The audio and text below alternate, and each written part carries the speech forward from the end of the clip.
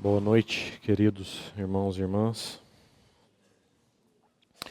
Antes que nós tenhamos um momento de oração, eu vou pedir aos irmãos que ocupem, dentro do possível, as cadeiras aqui mais próximas, porque nós vamos projetar alguns slides aí. Eu não tinha testado antes, pode ser que as letras fiquem um pouco pequenas para quem está mais no fundo. Então, os irmãos que puderem ficar nas cadeiras aqui mais da frente, acredito que vai facilitar a leitura.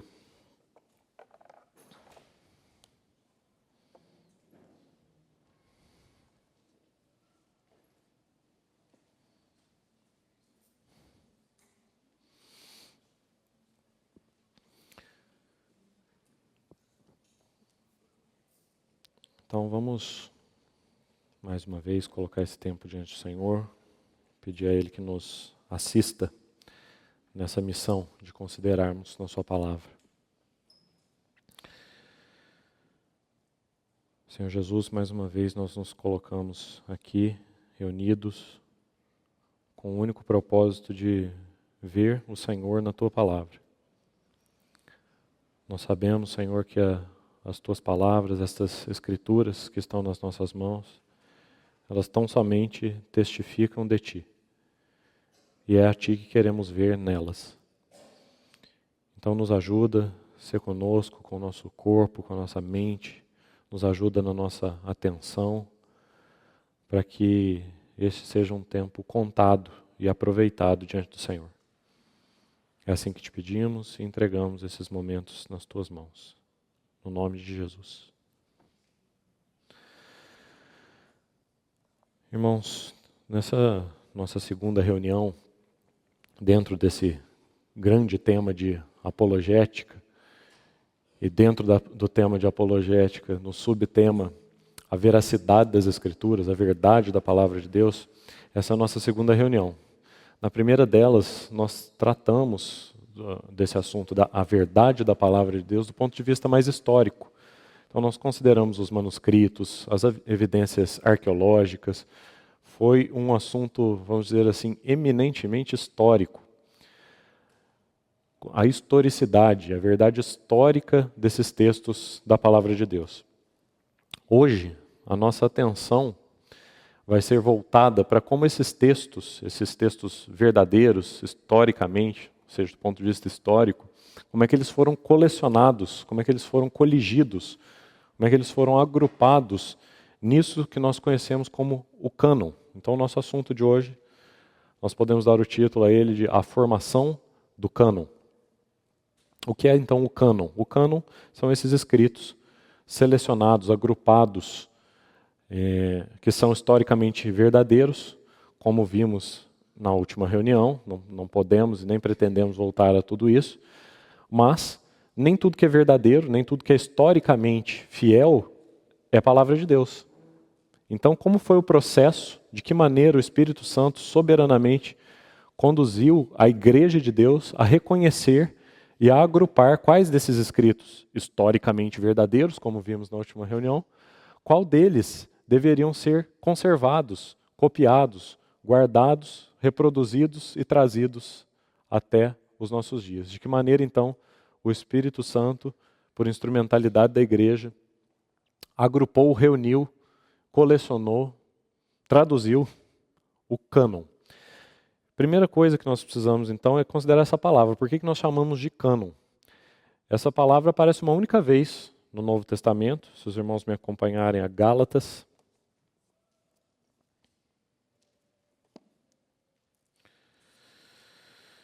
Gálatas 6:16.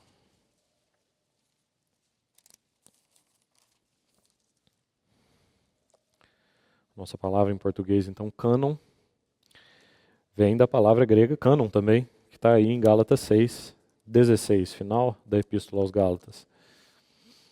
E aí ela foi traduzida da seguinte maneira: E a todos quantos andarem de conformidade com esta regra, paz e misericórdia sejam sobre eles e sobre o Israel de Deus. Então veja aí que nessa tradução, dessa epístola de Paulo, o tradutor optou pela palavra regra.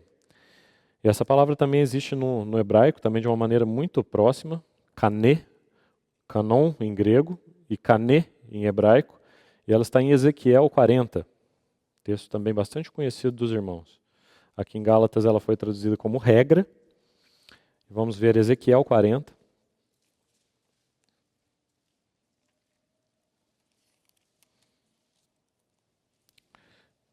Versículo 3. Os irmãos também conhecem bastante esse texto, a visão de Ezequiel do templo. Ezequiel 40, versículo 3. Ele me levou para lá, e eis um homem cuja aparência era como a do bronze, estava de pé na porta e tinha na mão um cordel de linho e uma cana de medir. Uma vara, uma régua, literalmente uma régua. Então, uma regra aqui em Ezequiel uma régua em Ezequiel e uma regra em Gálatas. Então, quando nós consideramos então a formação do cânon, o que é o cânon das Escrituras, é um padrão, uma régua, uma medida, pela qual, em primeiro lugar, quando nós aplicamos a palavra cânon às Escrituras, nós temos que lembrar que a Escritura é que é o cânon a partir do qual nós medimos todas as coisas. Ela, em si mesma, é a regra. Ela que é o padrão, ela que é a cana de medir de Ezequiel, ela que é a regra de conformidade com a qual nós andamos, conforme lemos lá na Epístola aos Gálatas. A palavra é o cânon, a palavra é a regra e é a régua pela qual nós medimos tudo mais. Então esse é o sentido ativo da palavra cânon.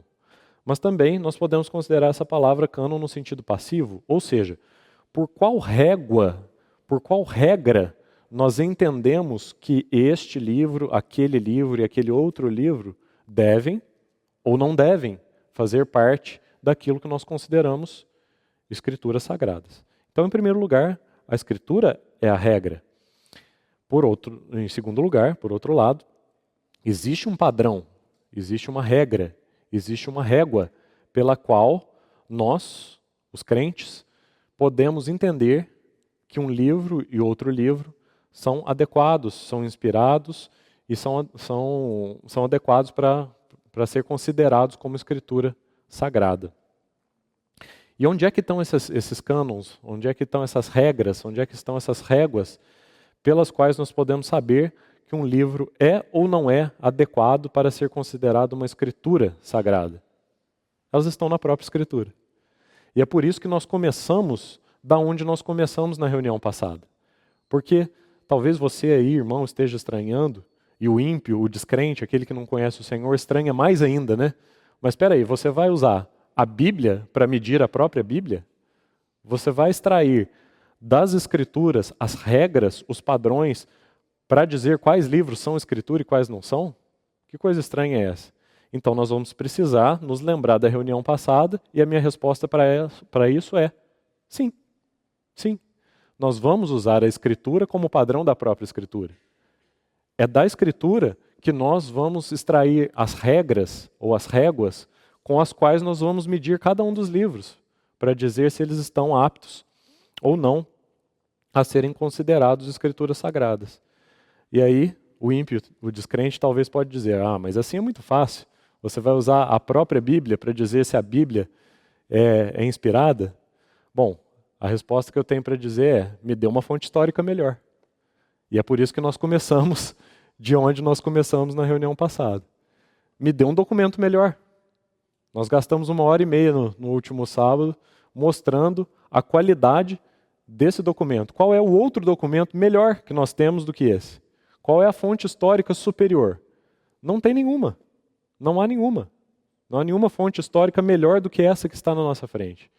Consequentemente, não tem outra medida que eu possa usar que não essa.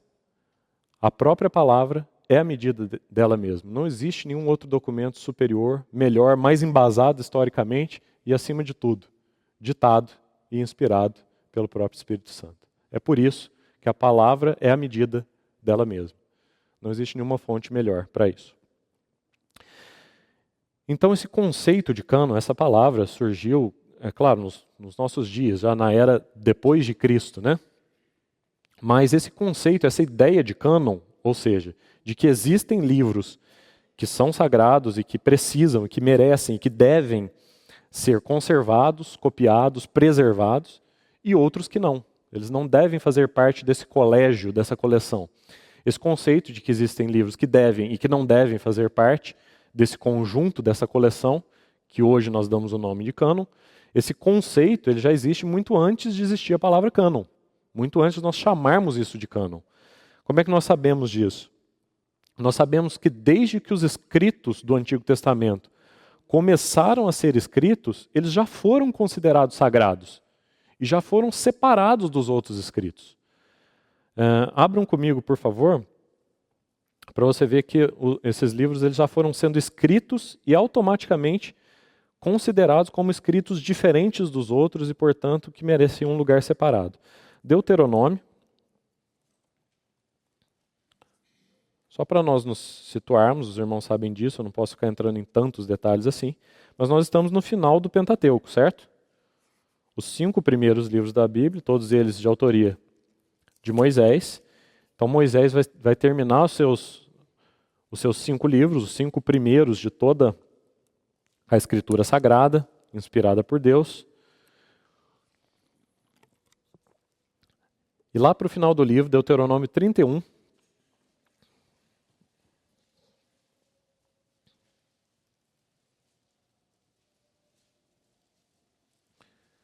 veja o que vai ser relatado para nós. Então Moisés, o autor dos primeiros 5 livros, o último deles aqui, Deuteronômio, final do livro de Deuteronômio, 31, 24. 31, 24. Tendo Moisés acabado de escrever integralmente as palavras desta lei num livro, deu ordem aos levitas que levavam a arca da aliança do Senhor, dizendo: tomai este livro da lei e ponde-o ao lado da arca da aliança do Senhor vosso Deus, para que ali esteja por testemunha contra ti. Você percebe que assim que Moisés conclui o Pentateuco, ele sabe que aquilo que Deus confiou a ele, que ele escreveu essas palavras num livro, é diferente de qualquer outro escrito. Olha o lugar que o próprio Moisés, ao encerrar o Pentateuco, pede que os levitas o guardem. Ao lado da arca da aliança. Dentro do tabernáculo, no santíssimo lugar, ao lado da arca da aliança. Depois de Deuteronômio, próximo livro aí, Josué. Olha como é que começa o livro de Josué. Capítulo 1.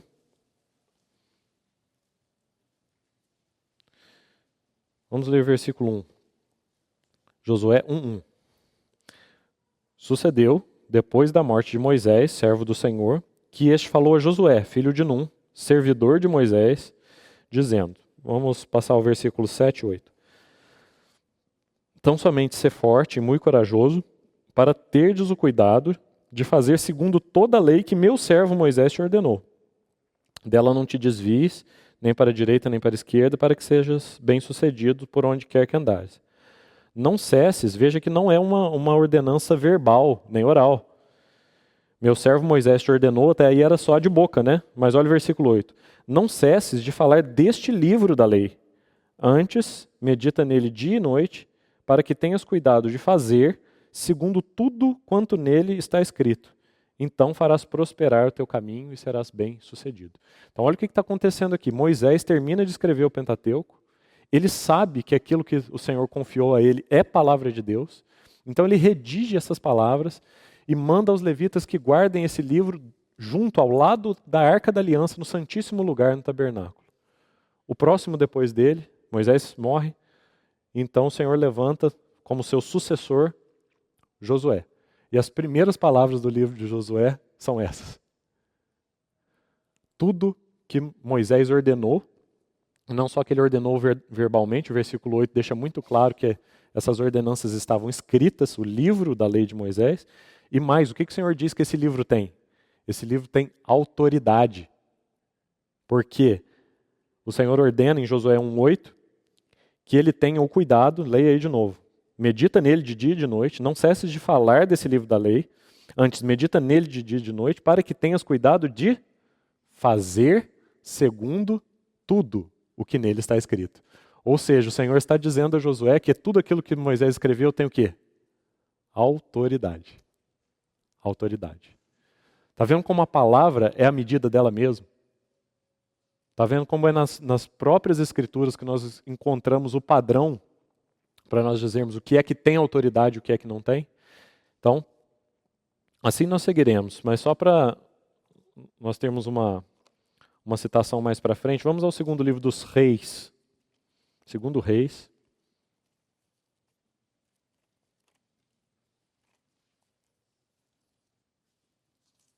Vinte e dois.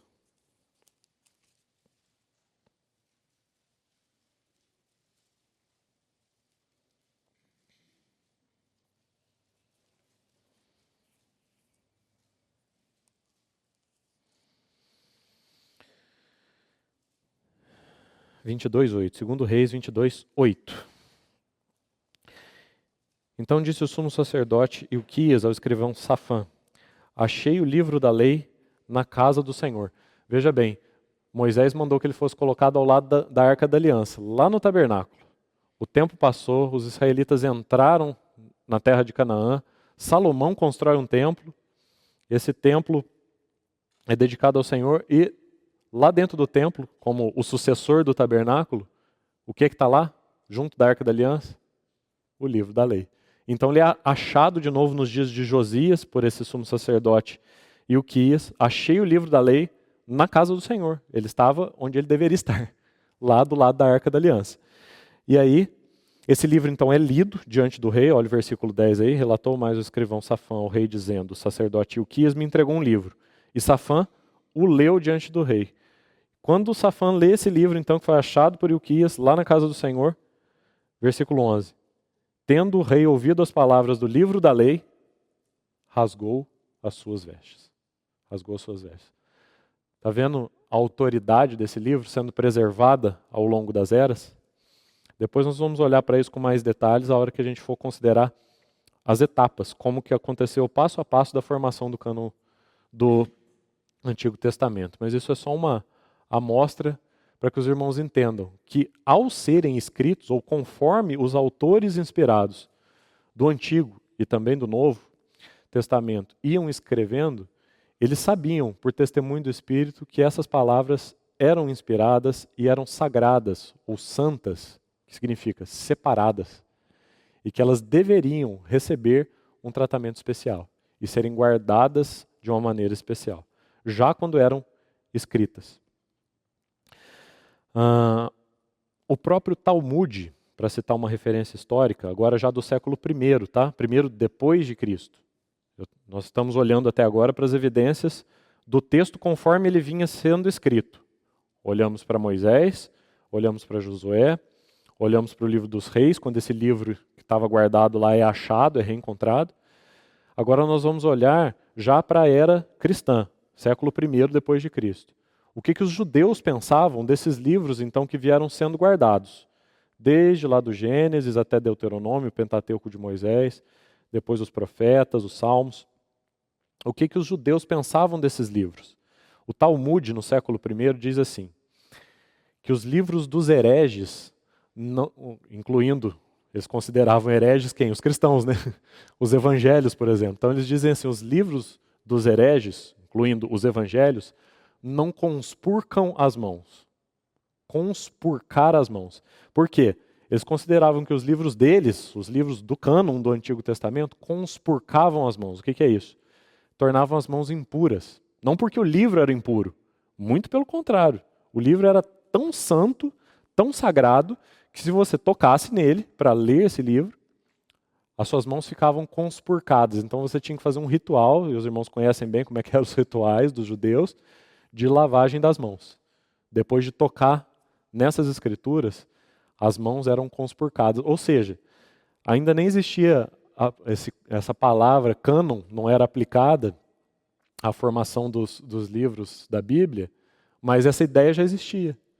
Na cabeça dos judeus já existiam, desde lá de Moisés, quando os livros foram guardados ao lado da arca, até o século I no Talmud, já existia esse conceito na mente deles, que alguns livros conspurcavam as mãos e outros não.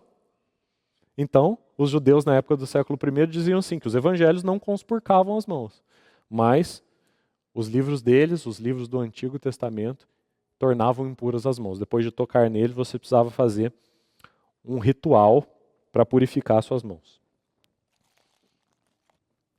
Então, disso nós já começamos a ver que a canonicidade, a autoridade desses livros, ela é dependente da própria inspiração que Deus colocou neles.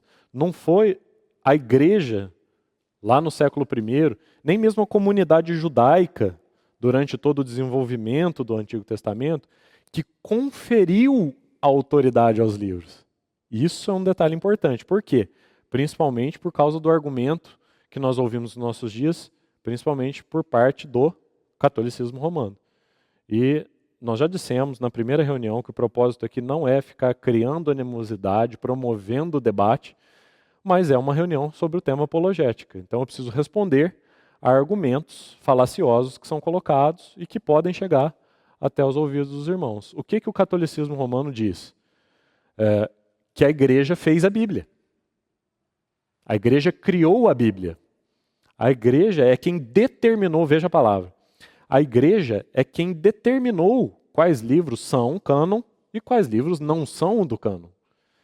A igreja, portanto, criou, ela originou, determinou quais são os livros que fazem e que não fazem parte da Bíblia. E tudo que nós viemos dizendo até agora já demonstra que não, que conforme os próprios livros foram sendo escritos, a consciência do público original, a consciência das pessoas para quem aquele livro foi escrito, já dizia, já dava testemunho de que aquilo era palavra inspirada.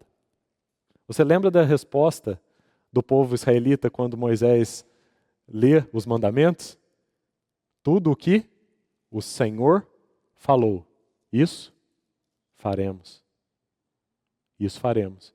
Essa era a resposta do público original perante as palavras do livro que acabava de ser editado. Então, assim que o livro era escrito, ele já tinha um testemunho do público original da autoridade, da canonicidade daquelas palavras. Então é um ensino muito perigoso que coloca a igreja no lugar de Deus, como se a autoridade do livro fosse dependente da igreja. A igreja que conferiu a autoridade aos escritos, quando na verdade a igreja reconheceu a autoridade dos escritos. A igreja descobriu a autoridade desses escritos. Para ilustrar isso, de uma maneira muito interessante, ficou gravada no meu coração por muitos anos essa ilustração, conta-se uma historieta de um marinheiro britânico, na época em que a Inglaterra se lançou suas grandes navegações e fez colônias no mundo inteiro, né? Existia uma frase que dizia assim: o sol nunca se põe no Império Britânico. Porque desde os Estados Unidos até a Austrália tinha uma colônia britânica, né? Então o sol nunca se põe no Império Britânico. Então conta essa história que um marinheiro saiu do porto ali em Londres e uma imensa tempestade começou a girar o navio. O céu estava fechado, não conseguiam se direcionar por nenhum instrumento, então aquele navio foi batido pelos ventos e ele voltou para a praia na Inglaterra mesmo. Ele saiu de Londres e atracou de novo um pouquinho mais ao norte. Aí os marinheiros desceram ali meio desorientados, sem saber direito onde estava. O capitão sacou uma bandeira da Inglaterra, fincou na terra e disse assim: isso aqui é terra da rainha. A questão é que ele estava certo. Aquilo era mesmo a terra da rainha. Então ele tinha razão. Mas não foi ele que tornou a terra da rainha. Ele estava na Inglaterra. Ele sempre esteve na Inglaterra. Ele nunca saiu da Inglaterra. A tempestade virou o navio de volta e ele chegou na própria Inglaterra. Então quando ele fincou a bandeira e disse: isso é a terra da rainha, em primeiro lugar, ele estava certo. Ele tinha razão. Era a terra da rainha mesmo. Mas não foi ele quem tornou aquela terra a terra da rainha. Ele apenas declarou a verdade dos fatos.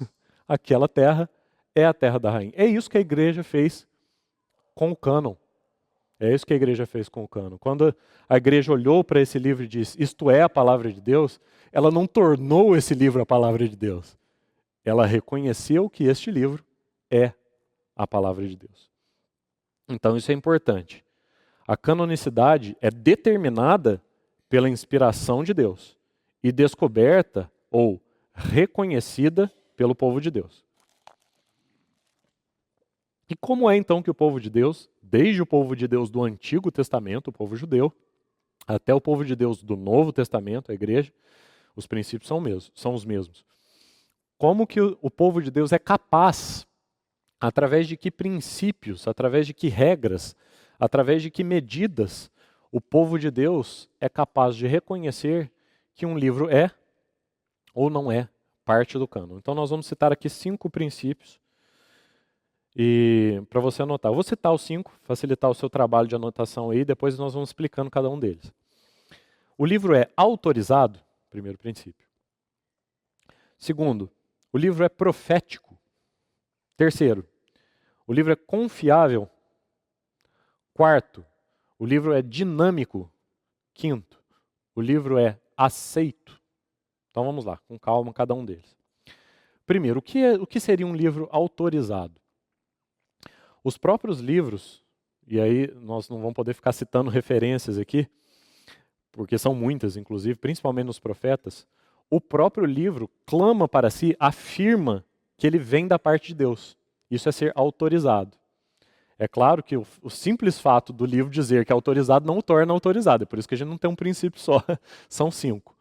Mas o primeiro deles é esse. O próprio livro afirma que ele vem de Deus. Você se lembra quantas vezes os profetas, todos eles repetem a expressão, assim diz o Senhor? Assim diz o Senhor. Ou então também, muito presente nos escritos dos profetas, veio a mim a palavra do Senhor? O Senhor me disse. Essas expressões são extremamente recorrentes, principalmente na literatura dos profetas, mas ao longo de todo o Velho e do Novo Testamento. Assim diz o Senhor, a palavra do Senhor veio a mim, o Senhor me disse. Já os livros que têm um caráter mais didático, às vezes eles não têm essa afirmação, o Senhor me disse, veio a palavra do Senhor a mim, mas de que forma então esses livros didáticos, eles clamam para si, eles afirmam para si a autoridade divina? Os livros didáticos ensinam o que o crente deve fazer. Que autoridade eles teriam para isso se eles não viessem de Deus? Então todos os livros do Antigo e do Novo Testamento que contêm princípios, contêm ordens para o povo de Deus, o livro de Levítico, por exemplo, repleto de ordens para o povo de Deus. As epístolas paulinas com as suas exortações, dizendo o que a igreja deve, o que a igreja não deve fazer. O que é isso senão uma reivindicação de autoridade? Então, esse é o primeiro princípio. Um livro só pode ser considerado canônico se ele reivindica para si de alguma forma, quer seja dizendo, assim diz o Senhor, veio a minha palavra do Senhor, quer clamando para si autoridade por dizer o que o povo de Deus deve fazer, tanto no Antigo quanto no Novo Testamento. E nos livros históricos, o livro de Atos, por exemplo, é um livro histórico no Novo Testamento, até os evangelhos podem ser considerados também livros históricos, né? Mas você tem um livro histórico do Antigo Testamento, por exemplo, que é Esther. De que forma o livro de Esther clama para si a autoridade divina? O livro de Esther, a autoridade divina está naquilo que Deus fez. É assim que um livro histórico clama para si a autoridade divina. Ele é um livro que conta os fatos soberanos, miraculosos, podemos dizer assim, sem sombra de dúvida, se você ler o livro de Esther, de que forma sobrenatural o Senhor preservou o povo de Israel, ali naquela história narrada do livro de Esther. Então é assim que Esther reivindica para si autoridade divina. Primeiro princípio. Segundo princípio. O livro é profético. O que significa um livro ser profético?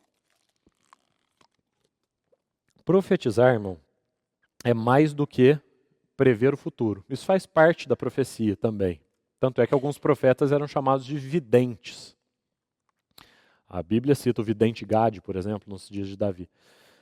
Mas um profeta fazia muito mais do que prever ou ver o futuro, a sua função de vidente. A função de um profeta, além de ser um vidente, é proferir. Por isso, profeta. E o que o profeta profere? Ou seja, o que nós esperamos ler num livro que nós consideramos profético? Esse livro afirma ter sido escrito por um servo de Deus. Esse profeta é alguém que tinha por missão proferir as palavras de Deus. Então, a primeira pergunta é, o livro é autorizado? Ele afirma, ele reivindica para si a autoridade de Deus? Segundo, ele foi escrito por um servo de Deus? Ele foi escrito por um profeta?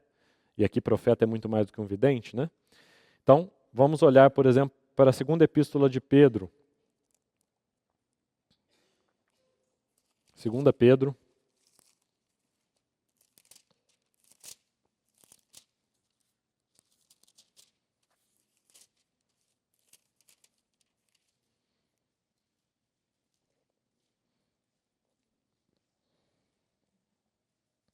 Um, 20 e 21.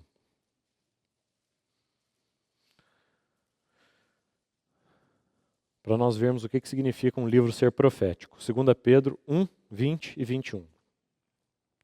Sabendo primeiramente isto, que nenhuma profecia da Escritura provém de particular elucidação, porque nunca jamais qualquer profecia foi dada por vontade humana. Entretanto, homens santos falaram da parte de Deus, movidos pelo Espírito Santo. Ou seja, homens santos falaram da parte de Deus, movidos pelo Espírito Santo. Um livro é profético, então ele foi soprado pelo Espírito. Soprado pelo Espírito.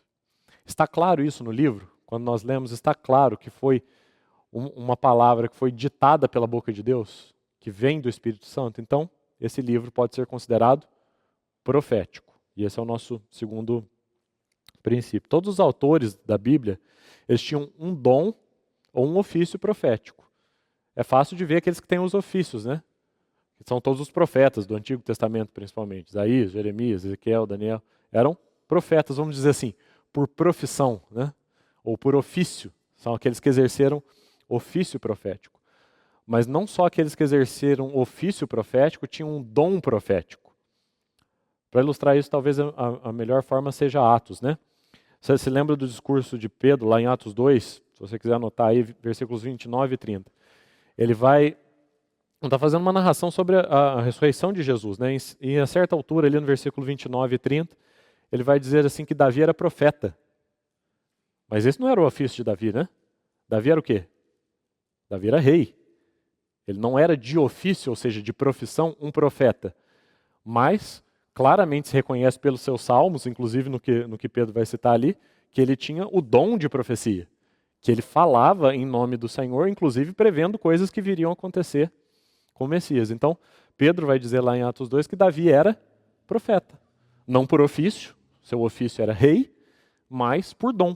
E assim, todos os autores bíblicos, ou eles tinham o ofício por si de profeta, ou o dom de profecia, que é o dom de falar em nome de Deus. Veja, por exemplo, a reivindicação de Paulo em Gálatas. Já estivemos aí na Epístola aos Gálatas.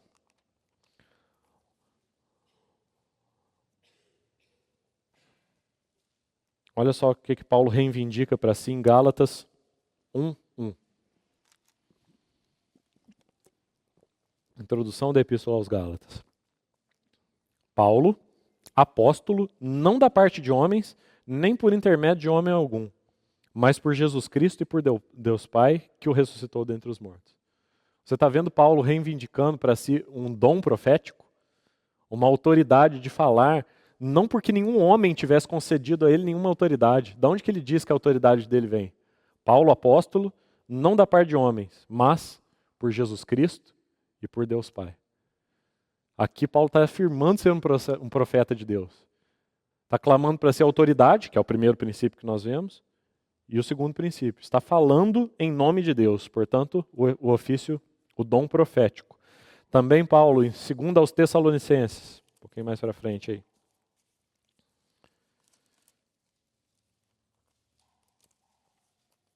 Segunda aos Tessalonicenses.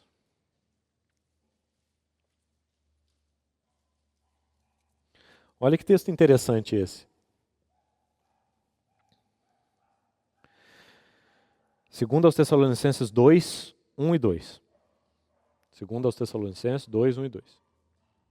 Irmãos, no que diz respeito à vinda de nosso Senhor Jesus Cristo e à nossa reunião com Ele, nós vos exortamos a que não vos demovais da vossa mente com facilidade, nem vos perturbeis, quer por espírito, quer por palavra, olha agora, quer por epístola, quer por carta, como se procedesse de nós, supondo tenha chegado o dia do Senhor. Você está entendendo o que está acontecendo aí? O que Paulo está falando com os Tessalonicenses? Eles receberam a carta de alguém se passando por Paulo e dizendo que tinha chegado o dia do Senhor. Então Paulo está dizendo assim, não se perturbem, não vos demovais da vossa mente, não fiquem perturbados, quer por espírito, quer por palavra, quer por carta. Né? Ou seja, alguém estava se passando por um profeta. Essa é a definição do que o Novo Testamento, João, por exemplo, mais perfeita do que nós podemos dizer de um falso profeta. É isso que é um falso profeta. Alguém se passou por um profeta, Paulo reivindica para ser autoridade profética, como nós vimos em Gálatas, e agora aqui em Tessalonicenses ele está nos contando, indiretamente, né? Ele está escrevendo aos Tessalonicenses, e por causa do que ele escreveu, nós ficamos sabendo que um falso profeta se passou por um profeta. Se passou por um profeta. Escreveu como se fosse Paulo, né? Como se procedesse de nós, e ele fez uma profecia dizendo que já chegou o dia do Senhor já veio. E Paulo está dizendo, não se perturbem, não se demovam das suas mentes por nenhuma carta que supostamente vem de mim, dizendo que chegou o dia do Senhor. E aí olha só como que termina a segunda epístola a Tessalonicenses. Olha o versículo 17, capítulo 3, saudação final. Já que o problema era esse, né? Já que tinha alguém se passando por Paulo, escrevendo uma carta para os Tessalonicenses, olha como é que Paulo termina. A saudação é de próprio punho. Por que a saudação é de próprio punho? Porque o restante da carta, provavelmente, Paulo ditou. Era extremamente comum que as pessoas tivessem secretários, amanuenses, né? As pessoas ditavam. Pedro escreveu, por exemplo, através da pena de Marcos. O Evangelho de Marcos tem por trás as informações de Pedro. Então era muito comum que as pessoas ditassem para os outros escreverem. Mas aí, como já tinha dado confusão, já tinha dado problema, Paulo chega no final da carta dos Tessalonicenses, que ele possivelmente ditou para outra pessoa escrever, e aí no final, assim, a saudação sou eu mesmo que estou escrevendo. A saudação sou eu mesmo que estou escrevendo, é de próprio punho. Paulo, este é o sinal em cada epístola. Assim é que eu assino. Porque era importante que as igrejas tivessem confirmação que aquelas cartas eram de autoria apostólica. Ou, se queremos dizer assim, eram proféticas, eram de autoria de um profeta. Porque haviam falsos profetas se passando pelos profetas. Então Paulo ensina para os Tessalonicenses como é que era a assinatura dele. A saudação é de próprio punho. Paulo, é assim que eu assino. Esse é o sinal em cada epístola. Por que era importante saber se foi mesmo Paulo que escreveu ou não? Autoria profética. Autoria profética. Esse então é o segundo princípio. Legitimidade do autor, né? Ainda dentro dessa autoria profética. Vamos olhar 1 João. 1 João.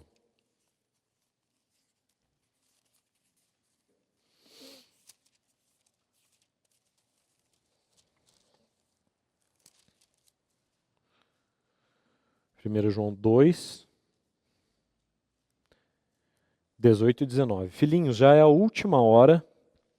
2, 18 e 19. 1 João. Filhinhos, já é a última hora, e como ouvistes que vem o anticristo, também agora muitos anticristos têm surgido, pelo que conhecemos que é a última hora. Eles saíram de nosso meio, entretanto não eram dos nossos, porque se tivessem sido dos nossos, teriam permanecido conosco. Todavia eles se foram, para que ficasse manifesto que nenhum deles é dos nossos. Continue aí para o capítulo 4. Amados, não deis crédito a qualquer espírito. Antes, provai os espíritos, se procedem de Deus, porque muitos falsos profetas têm saído pelo mundo afora. Nisto reconheceis o Espírito de Deus. Todo espírito que confessa que Jesus Cristo veio em carne é de Deus, e todo espírito que não confessa Jesus não procede de Deus. Pelo contrário, esse é o espírito do anticristo, a respeito do qual tem ouvido que vem e presentemente já está no mundo. Você percebe que João aqui faz um apelo à autoridade do autor e ao discernimento de quem está lendo o que ele escreveu? Amados, Não deis crédito a qualquer espírito. Provai os espíritos. Não é somente porque alguém afirma ser profeta de Deus que ele de fato é. Então João está aqui apelando para a legitimidade do autor. Quem foi que escreveu para vocês? Fui eu? Foi Paulo? Ou as coisas que vocês creem, as coisas que vocês acreditam, está baseado no que quem disse? Quem foi que disse as coisas que vocês acreditam? Fui eu? Foi Paulo? Então, isso está dentro do princípio da autoridade profética. Quem foi que escreveu? É um profeta de Deus? Terceiro princípio. O livro é confiável. E confiável significa dizer a verdade. Ele fala a verdade sobre Deus, fala a verdade sobre o homem. Por que esse princípio é importante? Porque as palavras de Deus só podem ser verdadeiras. Deus não pode mentir. Deus não pode mentir. Então, esse é um princípio que nós chamamos de princípio de exclusão, né? Por quê? Se um livro contém mentiras, ele não pode ter vindo de Deus, porque Deus não pode mentir. Porém, se um livro fala a verdade, não necessariamente ele veio de Deus, porque até relógio parado está certo 2 vezes por dia. Então, dizer a verdade ou não é um princípio de exclusão. Se um livro diz a verdade, não necessariamente ele veio de Deus. Mas se ele diz uma mentira, então necessariamente ele não veio de Deus. Esse é o terceiro princípio. E os crentes eram elogiados. Obrigado, meu irmão. Era melhor trazer uma garrafa, né? Os crentes foram elogiados pelo apóstolo Paulo no livro de Atos. Vou só citar a referência, depois você confere isso com calma para a gente ir mais rápido. Atos 17:11, os irmãos conhecem. É o elogio que Paulo faz aos crentes de Bereia. E qual é o elogio que Paulo faz aos crentes de Bereia? Eles são mais nobres que os de Tessalônica, porque quando Paulo falava, eles iam conferir nas escrituras se era de fato assim. Porque se Paulo estivesse falando alguma mentira, ele não poderia estar falando da parte de Deus. Se Paulo dissesse algo que não conferisse com as escrituras, e aqui, obviamente, eles estavam falando do Velho Testamento. Então os crentes de Bereia iam olhar para as escrituras do Velho Testamento para ver se o que Paulo estava falando tinha alguma contradição com aquilo que estava escrito lá. Por quê? Eles estavam aplicando o terceiro princípio, por exclusão. Se Paulo dissesse algo que não conferia com aquilo, ele estava mentindo, e se ele estava mentindo, então a palavra dele não poderia ser a palavra de Deus. O quarto princípio, dinâmico. O que significa dinâmico? Dinâmico é de dínamos, poder. E esse é um critério um tanto subjetivo, né? Mas é por isso que ele não é o único, por isso que existem outros. Mas outro importantíssimo testemunho a respeito de um livro ser ou não ser inspirado é se ele contém o poder de Deus para a transformação da vida. E aí eu preciso citar Hebreus 4:12, que os irmãos conhecem de cor, né? Porque a palavra de Deus é o quê? Viva e eficaz. Dinâmica. A palavra de Deus é viva e eficaz. Dinâmica, poderosa. E mais cortante que qualquer espada de 2 gumes. Apta para discernir os pensamentos e propósitos do coração. Então você quer julgar a autenticidade, a canonicidade de um livro? Está aí uma pergunta excelente, a quarta pergunta que você deve fazer a esse livro. Ele é vivo e eficaz? E cortante como uma espada de 2 gumes? Apto para discernir os pensamentos e propósitos do coração? Se sim, então essa é mais uma evidência, a quarta evidência de que ele é um livro inspirado. 2 Timóteo 3,16, também é um texto muito conhecido dos irmãos, mas vamos lê-lo com cuidado.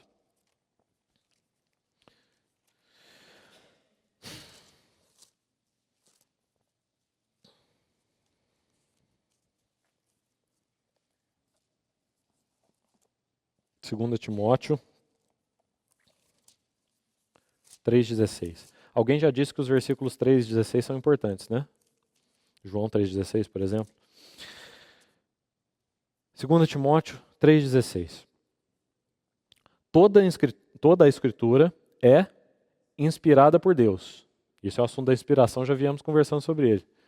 Mas olha a consequência. E, portanto, como ela é inspirada por Deus, ela é útil. Vou citar um versículo aqui, você anote para ler depois. Isaías 48:17.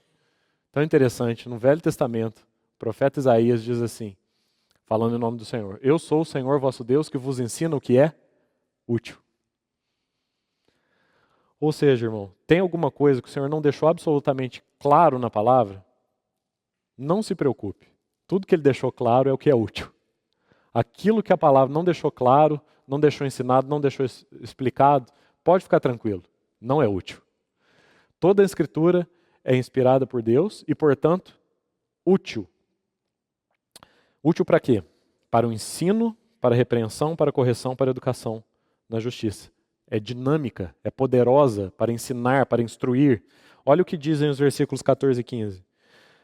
Tu, porém, permanece naquilo que aprendeste, de que foste inteirado, sabendo de quem o aprendeste. E que desde a infância sabes as sagradas letras, que podem, olha o poder aí, a dinâmica, o poder, e podem tornar-te sábio para a salvação pela fé em Cristo Jesus. Então, essa é uma pergunta importante para nós fazermos para cada um desses livros. Esse livro é dinâmico, ele tem poder, ele é útil para o ensino, para a admoestação, ele tem esse poder de te fazer sábio para a salvação pela fé em Cristo Jesus? Então, ele é um livro inspirado. Por último, o último texto que eu quero citar nessa questão do poder, é o que o Senhor diz lá em João 8,32, também outro texto conhecidíssimo dos irmãos. Conhecereis a verdade e a verdade vos libertará. É só a verdade que tem o poder de libertar, a mentira não, a mentira aprisiona. Mas a verdade tem um poder, o poder de libertar. Conhecereis a verdade e a verdade vos libertará. Então esse é o quarto princípio, o livro é dinâmico, ele tem poder. E o quinto princípio, aceito. E aí a pergunta é, esse livro foi reconhecido, ele foi aceito pelo povo de Deus para o qual foi escrito? Como nós já viemos dizendo lá dos dias de Moisés, né? Quando Moisés lê a lei para o povo, tudo que o Senhor falou, isso faremos. E assim, ao longo da palavra, cada vez que o Senhor fala através de um dos seus profetas e esse povo recebe, imediatamente ele dá uma resposta de aceitação. Vamos citar como exemplo aqui, primeiro aos Tessalonicenses, já citei os exemplos lá de Josué, lá de Moisés, vamos ficar com os do Novo Testamento agora. Primeiro aos Tessalonicenses, tudo que nós não usamos de texto bíblico na primeira reunião, nós estamos usando agora, né? Eu economizei todos, para gastar agora. Então manuseie bem a sua Bíblia. Primeiro aos Tessalonicenses 2, 13. Olha que interessante o testemunho que Paulo dá de como é que os cristãos de Tessalônica receberam suas palavras. 1 Tessalonicenses 2,13. Outra razão ainda temos nós para incessantemente dar graças a Deus é que, tendo vós recebido a palavra que de nós ouvistes, que é de Deus, veja aí a aplicação dos princípios que a gente já vem discutindo, né? Paulo está reivindicando aqui dom profético. Ele está dizendo que ele está falando em nome de Deus. Dar graças a Deus é que, tendo vós recebido a palavra que de nós ouvistes, que é de Deus, acolhestes não como palavra de homens, e sim como em verdade é a palavra de Deus, a qual, com efeito, olha o poder, está operando eficazmente em vós, os que credes. Aqui estão quase todos os princípios no mesmo versículo. Autoridade, profecia, aceitação, poder e confiabilidade. Então, 5 princípios dentro do mesmo versículo, né? Paulo está reclamando para si o dom de profecia e está elogiando os Tessalonicenses porque eles receberam a palavra que ele está falando como ela de fato é, palavra de Deus.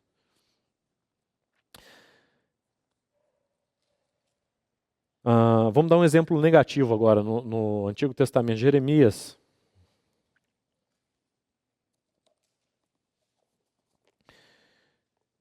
Jeremias,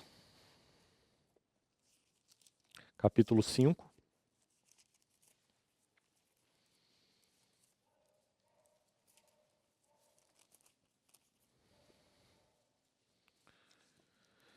Versículo 2. Olha aí os falsos profetas. Essa expressão, nós estamos mais habituados com ela no Novo Testamento, né, dos falsos profetas. Mas olha como ela já existia, já desde os profetas do Antigo Testamento. Jeremias 5:2. Embora digam, tão certo como vive o Senhor, certamente juram falso. E olha a consequência disso, do falso profeta jurar falso. Jeremias 14. Aí mesmo Jeremias 14. 14:14.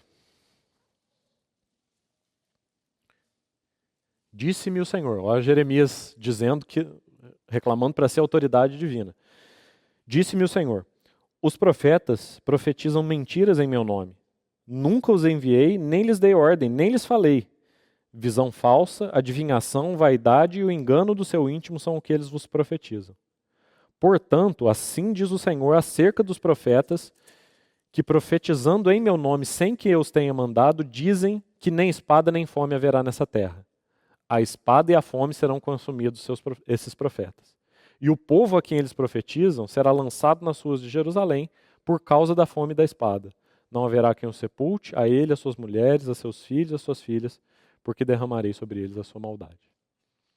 Então, esse é uma faceta negativa da aceitação pelo público original.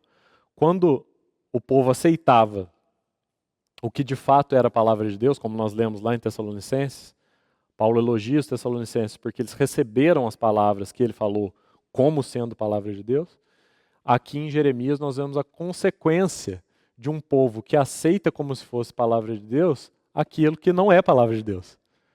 Aquilo que os profetas profetizaram falsamente. Então, quando aquilo que não é palavra de Deus é aceito, então as consequências são essas que nós lemos aqui em Jeremias. Esse é o princípio da aceitação. Então, como nós falamos, alguns princípios estão implícitos, né? Nem sempre isso é muito claro e evidente.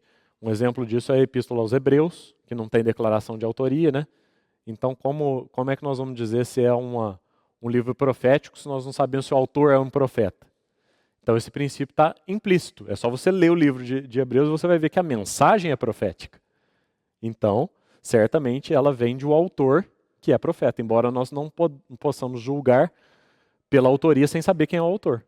Mas se você lê a mensagem, você percebe que a mensagem é profética e, portanto, ela vem de um profeta. Então, os princípios nem sempre são explícitos, às vezes eles são implícitos. Mas todos eles considerados juntos, e os dois primeiros são os principais, se nós sabemos que o livro veio de um profeta de Deus, que nós conhecemos, que é um profeta conhecido, como Paulo, como Lucas, um profeta conhecido de Deus. E esse livro que ele escreveu clama para si a autoridade divina, que é o primeiro princípio, esses dois bastam. Mas como nem sempre isso está muito claro, então nós temos esses 5 princípios e eles funcionam como as 5 luzes do Porto de Sydney. Um irmão também, às vezes, há tempos atrás, comentou sobre as luzes do Porto de Sydney. A costa da Austrália é muito cheia de corais, né? A Austrália é o país dos grandes corais. E o Porto de Sydney é um porto muito perigoso, porque o coral está debaixo d'água, né? Então você pode encalhar o seu navio ali. Então, o comandante olha o porto e quer ir para lá, mas ele não sabe se no meio do caminho tem um coral em que o navio vai encalhar. Então eles construíram faróis, vários faróis, não um farol só. E se você olha para esses faróis e você vê as luzes espalhadas, então você não está na rota segura. Então você manobra o navio até que as luzes dos faróis se alinhem. E aí quando todas as luzes do farol estão uma atrás da outra, então você sabe que você está no caminho certo. E aí você vai conseguir chegar até o porto sem bater em nenhum coral. Então esses 5 princípios são como as luzes do farol de Sydney. Nenhum deles vai funcionar sozinho, sem os outros. Embora os 2 primeiros sejam os mais importantes. Mas quando você pega os 5 princípios e os 5 se alinham, então você está no caminho seguro. O seu navio não vai encalhar nos corais. Certo? Lembre-se das luzes, então, do Porto de Sydney. Esses são 5 princípios para a aceitação de um livro como sendo ou não canônico. Vamos respirar um pouco?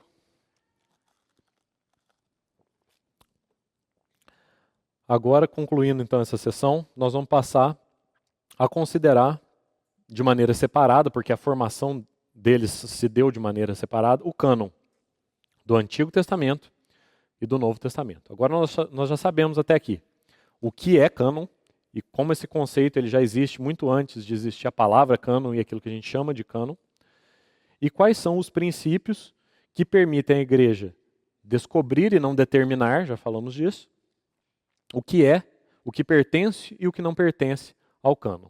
Estamos claros até aqui? Então vamos ver agora esses princípios aplicados ao Antigo Testamento e depois ao Novo Testamento. Primeiro, a história do Antigo Testamento. É uma lindíssima história. Foi, diante do Senhor, um prazer imenso para mim considerar esse assunto durante os dias de estudo e de preparação para estar aqui com os irmãos. Foi algo assim extremamente enriquecedor do ponto de vista pessoal. Para ver passo a passo como o Espírito Santo, de forma maravilhosa e soberana, poderosa e bela ao mesmo tempo, como o Senhor forjou cada um desses livros e então agrupou esses livros no cânon do Antigo Testamento. Foram 15 séculos, cerca de 1500 anos, com cada um dos 39 livros sendo escrito um por um e colecionado, coligido ou colecionado, cada um dos livros ia sendo escrito um após o outro, e ele era colecionado, como nós já vimos, ele era colecionado imediatamente, não foi alguém que olhou lá da frente, séculos depois, falou, esses escritos aqui são sagrados, mas não. Cada livro era escrito, e quando ele era escrito, ele já era considerado sagrado. Cada um dos 39 livros foi sendo escrito ao longo de 15 séculos, escrito e considerado sagrado, sem que o próprio autor entendesse como que aquela sua contribuição, aquele pedacinho da história que ele estava escrevendo, se enquadraria no quadro geral. Só nós, os cristãos, nós os que vivemos depois que já se formou o cânon do Antigo Testamento e já se formou o cânon do Novo Testamento, é só nós que podemos ter essa visão, olhar para trás e ver a mão soberana do Senhor conduzindo aquilo que o irmão Scroggie chama de o descortinar do drama da redenção. Mas quando esses santos do Antigo Testamento estavam escrevendo seus livros um por um, eles não tinham ideia de que eles estavam escrevendo os capítulos desse drama. Cena por cena, cada um dos autores do Antigo Testamento estava acrescentando um pedacinho ao descortinar do drama da redenção. Então, quais são as evidências que nós temos disso? Como é que a coisa aconteceu? Podemos projetar o slide, por favor? Vamos ver se vai dar para ler bem.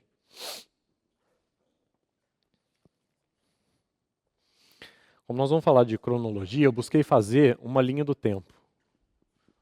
Está dando para ler nada, né? Eu vou ler para os irmãos, até porque precisa ficar gravado, né? Então eu vou ler para os irmãos. É verdade, tem lupa, eu não lembrava disso. Então, muito bem. O que eu procurei fazer nessa tabela para os irmãos?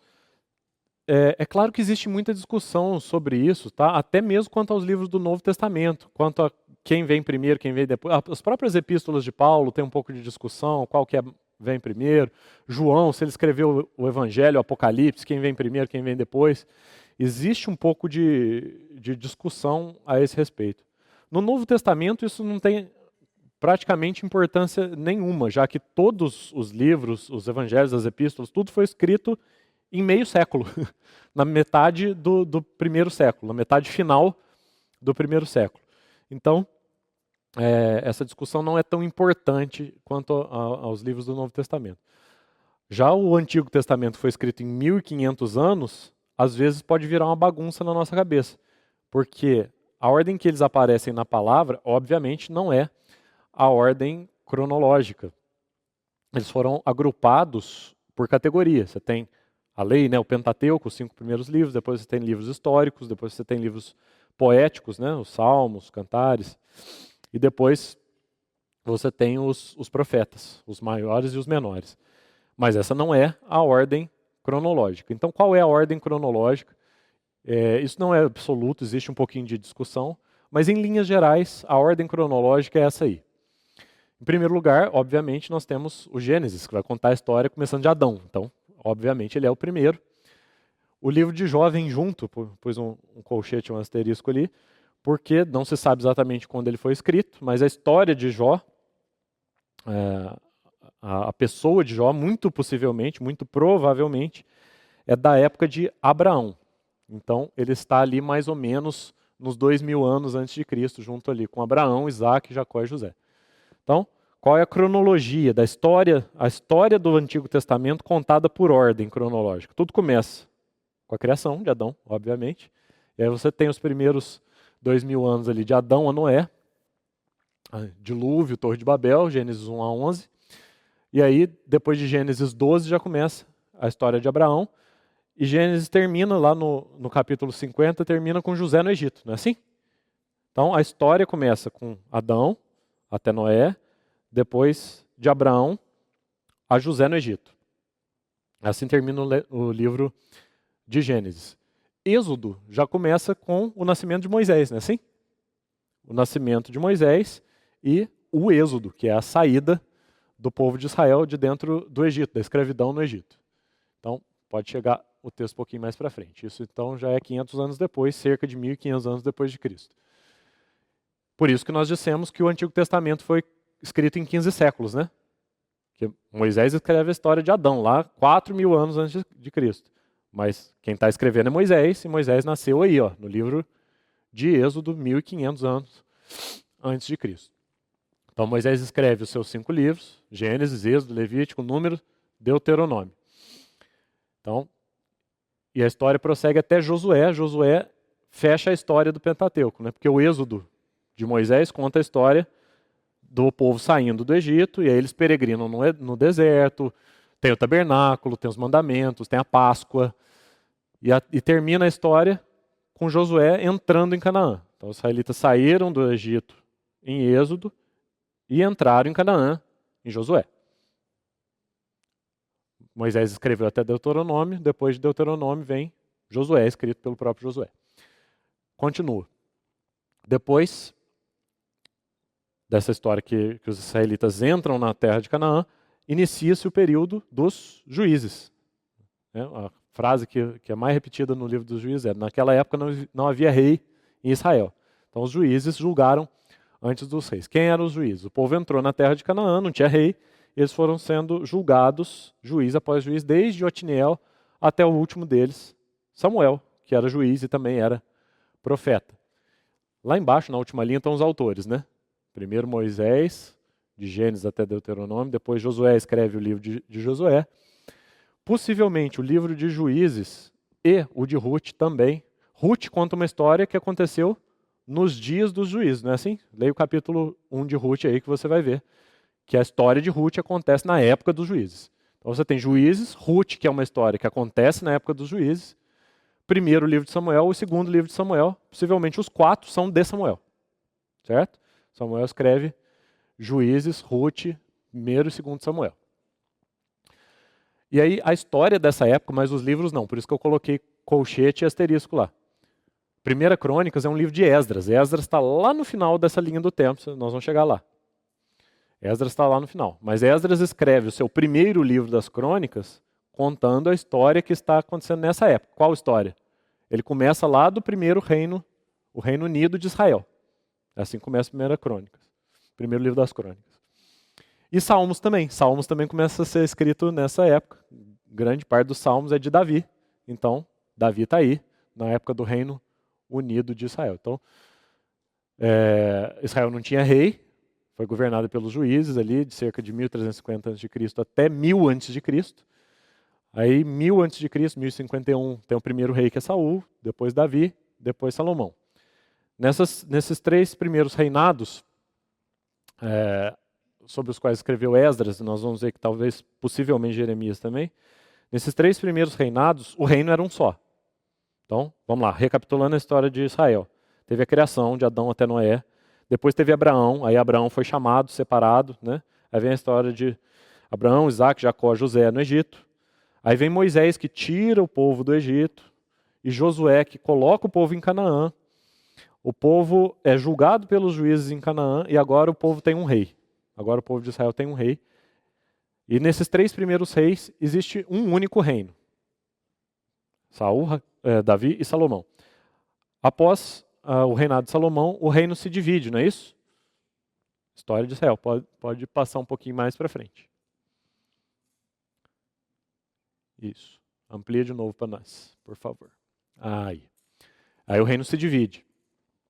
Uma divisão meio didática, né? 10 tribos ao norte, 2 tribos ao sul, considerando que a tribo de Levi não tinha exatamente um território definido, né? A possessão era dada entre os seus irmãos. Então, essa divisão de 10 tribos, 2 tribos é mais didática. Mas tinha um reino do norte, que era o reino de Israel, com a capital em Samaria, e um reino do sul, que é o reino de Judá, a capital em Jerusalém. Nessa época, logo no início que os reinos se dividiram, foi a época em que profetizou Elias e Eliseu, né, que não deixaram os seus escritos. Os escritos sobre Elias e Eliseu estão nos livros dos reis, primeiro e segundo livro dos reis, está lá em cima. Um pouquinho antes dessa época, claro, né, enquanto Salomão ainda estava vivo, que ele escreve Provérbios, Eclesiastes e Cantares. E é dessa época que trata o livro, segundo livro das Crônicas, que também é de Esdras. Esdras está lá na frente, mas a história do segundo livro das Crônicas, que é de Esdras, conta a história deste período. Certo? Primeiro Crônicas, segundo Crônicas. Reino já dividido, 10 tribos ao norte, Israel, 2 tribos ao sul, Judá. E nesse período, então, viveu Elias e Eliseu. Aí nós temos um outro período dos profetas anteriores, né, os profetas mais antigos, Jonas, Amós, Isaías, Oséias e Miqueias, que profetizaram até a queda do reino do norte. O reino do norte, Israel, caiu primeiro, né, para o império assírio. Foi assim que surgiu a história dos samaritanos. Por isso que a gente chega lá no Novo Testamento, lá nos Evangelhos, e a gente descobre que os judeus, ou seja, os herdeiros do reino do sul, não se davam com os samaritanos. Porque os samaritanos, depois que eles foram conquistados pelo império assírio, eles viraram um povo misturado. Né? Viraram um povo misturado, então os judeus não se davam com eles. Esses profetas, Jonas, Amós, Isaías, Oséias e Miqueias, profetizaram até a queda do reino do norte, para o império assírio. Aí você tem os profetas posteriores, pode passar mais um pouquinho para frente. Naum, Jeremias, as lamentações que são de Jeremias, Sofonias, Abacuque, Obadias. Joel eu pus um asterisco ali, porque na verdade é bem difícil saber onde que Joel está. Ele pode estar desde mais para trás aí, até mais para depois do exílio babilônico. Mas de qualquer forma ele está aí dentro desse período ou dos reis ou do pós-exílio. Então, Joel, Ezequiel e Daniel. Ezequiel e Daniel é bem fácil da gente saber, né? Porque todos os dois estavam no meio dos exilados, não é assim que Ezequiel diz? Estava eu no meio dos exilados. E Daniel, nós conhecemos a história de Daniel dentro do palácio de Nabucodonosor. Então nós sabemos que eles estavam ali bem na época do exílio. E depois o povo volta do exílio babilônico, não é isso? Aliás, é exatamente isso que Daniel profetiza, né? Que o cativeiro babilônico vai acabar e o povo vai voltar. E aí o povo volta. E volta com Zorobabel. E quem são os outros personagens da história, né? Zorobabel, Esdras e Neemias. Então aí você tem esses livros que estão históricos, né? Eles são mais do começo lá. Mas na verdade eles estão contando o final da história de Israel. Depois que Israel então volta desse cativeiro da Babilônia, Zorobabel, Esdras e Neemias. E durante esse período de Esdras e Neemias, já tendo voltado do cativeiro da Babilônia, é que profetizam os 3 últimos: Ageu, Zacarias e Malaquias. Falei, ficou claro? Tá mais cronológico agora para você? Então, começa lá de Adão, e a história vai evoluindo para Abraão, cativeiro no Egito, saída do Egito, entrada em Canaã, período dos juízes, período dos reis, reino do norte vai para o cativeiro na Síria, reino do sul vai para o cativeiro na Babilônia, volta do cativeiro da Babilônia com Esdras e Neemias. Na época de Esdras e Neemias profetizaram Ageu, Zacarias e Malaquias. Malaquias é o último, encerrou o cânon do Antigo Testamento. Aí o que tem depois disso? Pode passar o próximo slide, por favor. Depois disso você tem o período intertestamentário. São os 400 anos de silêncio de profecia entre Malaquias e Mateus. Não aconteceu nada nesse período? Não, aconteceu muita coisa nesse período. Primeira coisa que aconteceu: o povo de Israel tinha voltado do cativeiro babilônico, e aí, 332 a.C., saiu do cativeiro. A história de Israel é sair da panela para cair na frigideira, né? Saiu do cativeiro no Egito, aí vem o cativeiro babilônico, aí agora eles vão ser dominados pelos gregos, o Império de Alexandre o Grande. Isso causou a helenização não só de Israel, mas do mundo, né? Foi quando o grego se tornou o inglês daquela época, a língua universal, o mundo helenizou. Todo mundo falava grego, era a língua comum, a língua corrente. Então, o que acontece? Em 255 a.C., os gregos de Alexandria, no Egito, fazem uma tradução dos livros do Antigo Testamento. E aí você tem a Bíblia do Novo Testamento, a Bíblia dos Apóstolos, a Bíblia de Jesus. Era a versão do Antigo Testamento em grego, não mais em hebraico e aramaico, até porque praticamente ninguém mais falava nem hebraico, nem aramaico, agora todo mundo falava grego. Então, pela providência divina, o Espírito Santo permite essa tradução, a versão dos 70, Septuaginta, lá em Alexandria, no Egito. As escrituras são traduzidas para o grego.